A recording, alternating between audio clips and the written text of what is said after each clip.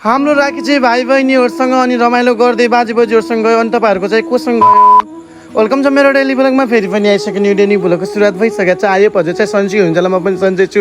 आज बिहान नुहाइ गरेर चाहिँ म चाहिँ पसलतिर जानु पऱ्यो भनेर चाहिँ टक्क लाएर मासु लिने गयो होइन। अब साथीहरू मासु त गराउनु पर्छ घरमा होइन। त्यसपछि आन्टीलाई पनि देखाइदिएको त आन्टी पुरा रिसेर आगो हुनुभएको थियो होइन। मैले आगो भयो भने हुनु जे भयो भने हुनु भनेर चाहिँ बनाएर टक्क लाएर अब चाहिँ मैले मासु घर ल्याइसकेँ। अब टक्क लाएर हामी चाहिँ बाटोमा खुसी हुँदै अनि भ्यू चाहिँ खतरा आएको थियो कि त्यसपछि चाहिँ घर आएर चाहिँ अब हाम्रो चाहिँ सुरुवात हुन्छ अब टिका लगाउनेबाट। फेरि यस्तो छन् कि फेरि ठुल्ठुलाहरू सब इन्डिया छन्। अब सानोतिनो छौँ कि हामी भाइ बहिनीहरू सानोतिनो छौँ। अनि एउटा दिदी अनि बहिनीहरू छन् सबै सानसानो होइन। रमाइलो भयो होइन, साथीहरू यस्तो रमाइलो भयो, चिल्ली बिल्ली भयो, यस्तो मजा आयो।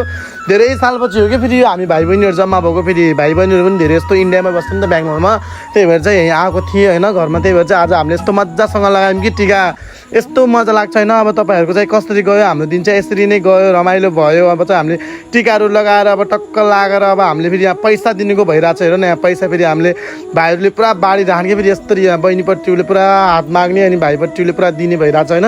कोही जेमबाट तानेर दिइरहेछन्, कोही काहीबाट तानेर दिइरहेछन् होइन। त्यसपछि अब साथीहरू पुरा सबलाई जम्मा गरेको त हल्ला चिच्चा कल गरेर यहाँ चाहिँ होली नै दसैँ जस्तो गरिराख्ने कि मुखमा हेर न। यहाँ पुरा होली दसैँको जस्तै गरेर भाइ बहिनीहरूले पुरा दर्रो पार्टी गरेर राख्ने कि। त्यसपछि अब यहाँ जम्मा भइरहन् पुरा मान्छेहरू होइन।